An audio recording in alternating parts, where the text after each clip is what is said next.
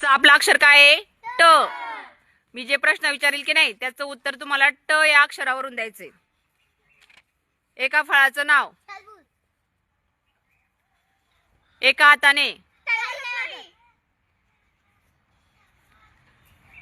भाकरी ठेवण्यासाठी वापरतात. डोक्यात घालतो ती. बिंदूला काय म्हणतात? घोडागाडीला काय म्हणतात? पायाचा एक भाग. भजन करताना काय वाजत? वाघाला इंग्रजीत काय म्हणतात?